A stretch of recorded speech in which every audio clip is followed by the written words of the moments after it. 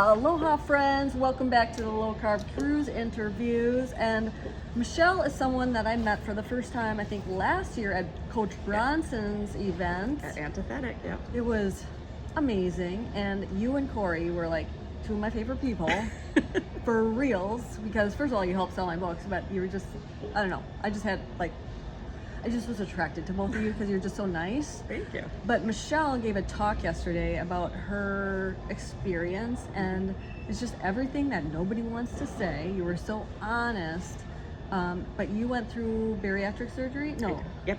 Okay. Because there's a couple different types. There's right? three main types of bariatric surgery. So lap band, which is what I got. Yes. There's the gastric bypass, and then the sleeve, which is the most popular right now. Why is where, that the most popular? You know, it's because there's the least complications, Okay. but you're cutting out 3/4 of your stomach. Yikes. Oh, so like you can tell the story what happened to your band, but why don't you tell us where this all started? How old were you when you started, like, I was just talking to people, they were like 11. How old were you? I was 9 when I was put on my 9. first diet. 9 years old. Ooh. And it was because it was the summer before we left Iowa and moved to a different state. I moved away from my dad, I moved away from my friends, the school that I knew, everything, and I gained a significant amount of weight in that summer when my mom was prepping our new home, and we arrived there then. And the look on my mom's face when I walked off the airplane and she saw me, I still vividly remember it almost 40 years later. She was mortified that that was her child. And you know, I don't have photos of me from back then because of that. Yeah. And so the day that I got into Las Vegas, I was put on a diet and I was able to shed some of the weight, but it was a constant struggle from that day forward. Wow. You told a story of when you had your child, about breastfeeding and all that. Could you tell us a little bit about that? So I was 20 years old when I got pregnant with my son. Obviously still had some pretty significant food issues. I gained 75 pounds when I had him. That was the first time you weren't like on a diet, right? Yeah. And because I was pregnant, I could eat whatever I wanted to. That's what pregnant ladies did. And I did. And I ate all the soups and all the breads and anything I could get my hands on. So I had my son, and I honestly left the hospital 30 pounds lighter because I was retaining so much water, and I had a 9-pound baby. So I leave the hospital and I try and put clothes on 2 or 3 days later that I had worn before I got pregnant. And I'm like, wait, what happened? Why don't these fit me? And so I did nurse my son for the first 3 months, and I was so desperate to then try and get rid of that extra weight that I had gained that I stopped nursing and went on Phentermine. Which is illegal now, right? I don't know if it's actually illegal, but that was the safe version. Fen was dangerous. Phentermine was okay. I was kind of combining the two. They're two different things? Yeah. Okay. But would you have like a fast heart rate and anxiety? Very fast heart rate, and I just didn't eat because it's an amphetamine, so you know, you don't eat. You've got all this energy, you're kind of all over the place, but you didn't sleep, didn't eat, and I had a newborn, and yeah. Wow. Being skinny was more important. You said you were on Weight Watchers like 9 times? 10 years, off and on. 10 years off and on. I learned how to cheat the crap out of Weight Watchers, let me tell you. I remember they sent me a cease and assist. This was probably 15 years ago, maybe even more, before I had kids. I would do like classes and kind of teach about sugar and health, and it was like where sugar's hidden and stuff, and I would talk about air popped popcorn. It's only 1 point, but I would talk about how many teaspoons of sugar it turned into in your bloodstream. And I didn't even like talk about WW, right? I would just talk about points. And they sent like a spy into my class, and she handed me a cease and assist. And I was like, if I'm just teaching, like, telling facts, you can't, I wasn't saying anything bad about them. It's not degrading, it's their system. Right. So anyway, long story short. I had a conversation with somebody else at dinner last night who said, yeah, I could eat, chicken breast and then eat 10 Reese's cups and I was still within my points. Dude, really? That's so funny. Oh man, I remember eating boiled chicken. My mom would make boiled chicken, and it was like, I still don't like chicken. Like, that's how we ate it. But that was, you boil it. I view chicken breast as a punishment now. You know what's so funny? My mom would buy chicken breast from Costco or Sam's Club. And I would look at the back and I'm like, 1 gram of fat. Why is there fat in chicken breasts? It's supposed to be 0 fat. Indeed. That was like when I was just a young teenager. But, Aloha so friends. frustrating. One of my very favorite things to do is go camping, and I love camping in Devil's Lake, Wisconsin. If you've ever been here, give a shout out. It's amazing. I already ran around the lake this morning, and now we're on a family hike around the lake. And to keep my energy up, I always pack Element with me. All you have to do is throw it into a bottle of water and shake it up. It's a natural Gatorade without sugar. And if you want to get a free sample with your order, they are so generous. If you go to drinkelement.com/Keto Maria, you can get a free sample with your order, and it's really good. We love the raspberry, we love the orange, the watermelon's good. They're all good, and even the chocolate. It makes a great hot chocolate after a long hike around a campfire. So check it out, drinkelement.com/Keto Maria. But why don't you tell us more about how old were you when you got the lap band? And what happened? Okay, so it was 2011 when I got the lap band, so I would have been 34, I believe. And I had known people who had had weight loss surgery and had always said, I will never do that to myself. I'll never do that. But then when I found out that my health insurance would pay for it, okay, maybe I'll do it. And it was only a 3-month process for me to get approved and to be scheduled and actually undergo the surgery. And it was, in my mind, going to save me. It was going to be the best thing that ever happened to me, because I was finally going to lose the weight. I was going to get skinny, because that's always been the focus, is you have to be skinny. And I'm going to be like all these people who lose 100 pounds in their first year, and I'm going to everything is going to be perfect in my life after I have the surgery and I'm skinny. And boy, was that the farthest thing from the truth. So my first year, I lost 76 pounds. And you were frustrated, right? And I was a failure, because I didn't hit a 100-pound weight loss like everybody else who has weight loss surgery does. And I did get under 200, which everybody, that's such a big thing for people, is I have to be in Wonderland. I have to be under 200 pounds. So, okay, that was somewhat okay, but I never did hit a 100-pound weight loss. I hit 97 pounds. And I was a failure. So after 2 years, you stop losing and you actually start regaining. They don't emphasize the fact that on average, you're going to regain 20% of what you lose. So I got down to 179 at my lowest and started at 285. And then I got back up to 205 pounds. Before you get this done, do they require any, a therapist or anything to teach you how to retrain your brain? No. They do an evaluation. It's a 15-minute evaluation with a therapist, just to make sure that you are okay to go through this. There is no focus on mindset change. There is no focus on behavioral change. Nothing like that. It's just, will they be able to deal with the fact that they have a device inside of them that's going to physically restrict them from eating? So did you eat through that? But I have more questions, but what happened? She almost died. Almost died. It was almost 4 years to the day that I got my lap band placed. I ended up getting stuck, which happened very frequently because I had an area this big that food could pass through. And I got stuck, and it's called a productive burp when you bring things back up. Yes, it would just sit there and get stuck. Well, when this happened, it inflamed that area inside of my stomach where the band had been placed. And you could feel it. And it closed up. So even if I tried to drink water, everything would come up. By the end of the day, when I went to the emergency room, I was vomiting blood. Oh no. They did x-rays. They said everything looked okay, but we're going to get you into a bariatric surgeon tomorrow, which I was like, oh, thank goodness, because I had moved to Arizona at that point. Nobody would see me because they didn't put in my band. Oh. And that's a very, very common thing to happen, is if one surgeon did your procedure, another surgeon will not treat you. So I go in the next morning, had been throwing up all night, and I get there. He looks at my x-rays and he said, we need you to go across the parking lot to the hospital. We need to remove your band today. And I told him, I don't have time for this. You don't understand. My son's graduating from high school next week. And he said, you don't have a choice. Your band has slipped halfway down your stomach. And I was like, wait, what? it's coming out. And I burst into tears in his office because the first thing that came to my mind was I was going to get fat again. Because I was going to be able to freely eat anything and everything I wanted to.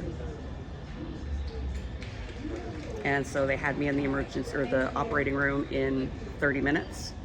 And it took over an hour for them to remove and repair the damage I had done as that band had slipped down. The band is stitched in. And so I had broken through all the stitches and it was slipping down my stomach. And he said I was less than 24 hours from my stomach perforating and dying. And that was what the first thing my husband heard when he met the surgeon that had just operated on me. You know what's such a load of crap?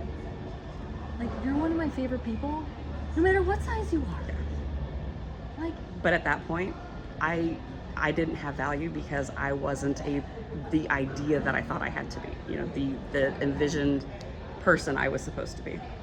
So I didn't love myself. My husband and I had issues because I didn't love myself. How did he love me? Like it was a snowball effect. I know how much Corey loves you because he was in the very back row yesterday when you spoke, and tears running down his face. And he was the one, when I got nervous, I went right to him and eye contact and we were good. Yeah. Because I could not, like when I'm speaking, I can't look at my kids or Craig because I'm going to start crying. But let's talk about like life struggles besides that.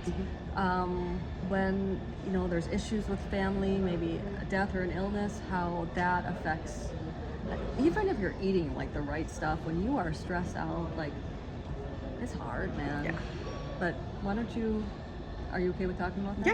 Okay. So actually right around the time I had the issues with the band, we found out that my dad had Lewy body dementia. And he had actually been misdiagnosed for about a year because so little was known about Lewy body dementia at that point.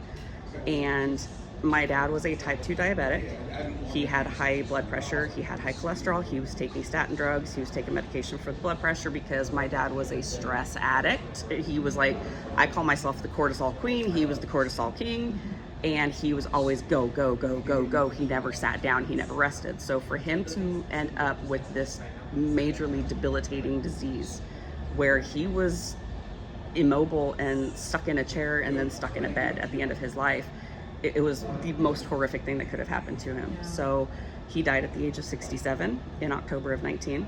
And it was actually after he passed that I didn't realize the impact it was going to have on me after he had died. And then that was when so many things just kind of compounded onto each other. And then, you know, 2020 came and we know what happened at the beginning of 2020, and I had horrible binge eating issues. I mean, I was secretly eat anyway, but it got to the point where I was eating myself to the point of being in agony just to try and numb anything else that I was feeling. And that was when I kind of had my epiphany one day. I was sitting at my desk at home working, and I was in so much pain, and I cried every single day, and I was depressed, and I was filled with anxiety. My elbows hurt, my feet hurt, my back hurt, my head always hurt. I had migraines almost daily, and I just said, I can't live like this anymore, and if I get this thing that's going around right now, I'm gonna die. I was 286 pounds at that point. I had dealt with PCOS most of my life. I had high cholesterol, high blood pressure, again, the depression, the anxiety. Were you on meds? I did not go on meds because I didn't want to. Yeah. Because I could fix myself. Well, you did. That mentality. You did. Eventually I did, yes. So at that point you looked into keto? I did. And this was actually my third time doing keto. Oh, that's right. And a big part of it was I had this random notification come up on Facebook one day, and it was Ken Berry, and it was a report that had been released basically starting to negate the reports from the 60s saying saturated fat causes heart disease. And I honestly kind of clung onto that saying, I can't eat all this fat because my family has heart disease anyway, and it's gonna end up killing me. And when that came out, I was like, oh, I have no excuses now. So let's give this a third try. My favorite part of your speech was when you said, I told Corey I was gonna eat keto, and he's like, I like eating meat. Okay, I like meat. That was That his was great. response. I was like, oh, that's great. That's just great. And then, I mean, just life is always going to happen. Mhm. And I just want to say one thing. Like, I remember life before keto. There's a lot of stressful things that happened to my life after keto, and I know that I was much more able to handle the stress. Yes. But it was, it's always tempting to like not cook the food and like just pick up takeout and stuff. But well, we didn't do that because we didn't have any money to do that. We were like eating eggs and stuff because it was like the cheapest thing. But part of me was like, I didn't want to, like, all the like you were talking about Christmas and stuff, or like we were talking about Christmas and like all the peer pressures of different times of the year, birthdays, whatever, to like fall off the wagon. Yes, food. Food pushers at Christmas or whatever. For me, I'm such a stubborn German girl that like it almost made me be like, you can't peer pressure me, right? Yes. Like, it doesn't work. Yep. So it just made me want to do it harder when everybody thought I was gonna fail. You can't bully me. That's right. can't It's the bully me. German blood. It's gotta be. I mean, I don't know, maybe, but I don't know. I just wanted to point that out, that like, yeah, life is always gonna happen. I'm not like judging anybody for what they went through, but I just noticed all the hardships we went through. I was like much more calm and even keeled. In the past, like the blood sugars ups and downs, Yes. crying and this and that. Overreacting. Reacting as opposed to responding to situations. That was my thing, yeah. And I like that you talked about numbness, because it is like, whether it be food, alcohol, drugs, whatever, but it's like, it just stops that brain from talking for a little bit, but then it comes back worse. Yes. So, you are a coach. Can I you am a tell coach. everybody where to find you so I have the links below? Yes, so my Instagram handle is keeping us keto, keeping_us_keto. I coach with Bronson. It was 1 year ago yesterday that we started our boot camp program that Oh I'm my the head gosh, coach of. that's Yes. awesome. So we celebrated an anniversary. There he is. Yesterday. And that's coachbronson.com. And you'll see the different programs we've got in there. I'm on YouTube, Keeping Us Keto, and it's, we started it because my husband and I started the journey, and then, his journey was definitely not linear, and he has come back with a freaking vengeance, and He looks amazing. He looks absolutely amazing. He's putting in all the hard work. So, but yeah, that's where Keeping Us Keto is where you can find us. Well, on the last note, what would you tell people if they're thinking about bariatric surgery? If you don't change it up here first, physically altering your physiology is not going to help. It's not going to do anything, because you will learn how to cheat whatever surgery you have done. I learned how to cheat my band. If there were times that I was upset, I was sad, I could go get a milkshake, and that went down just fine.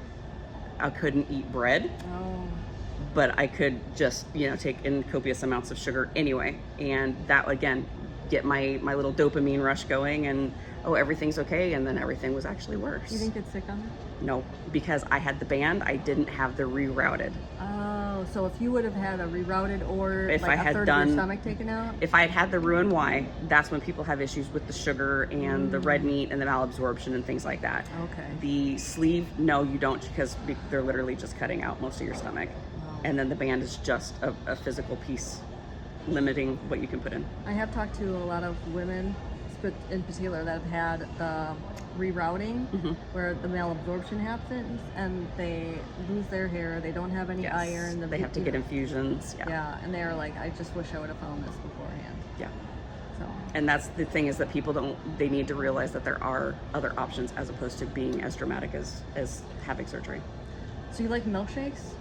Have you tried my I Wendy's Frosty? used to. Oh, have you tried my Wendy's Frosty? No, but I will. Dude, it's so easy. I have every single Maria cookbook Oh, because my husband is obsessed with this woman. Well, you're gonna come visit me in Maui. Yes, we are. I'm gonna hold that to you. Christmas 26. All right, my friends, comment below on, how food has changed your life. Mahalo, everybody. When I was 16 years old, I was diagnosed with PCOS, acid reflux, depression, and IBS. Instead of taking those prescription drugs, I decided to change my life with food. Yes, food healed me, and it's healed so many of my clients over the past 20 years of working with people. If you are interested in transforming your life, check out ketomaria.com. I'd be honored to help you.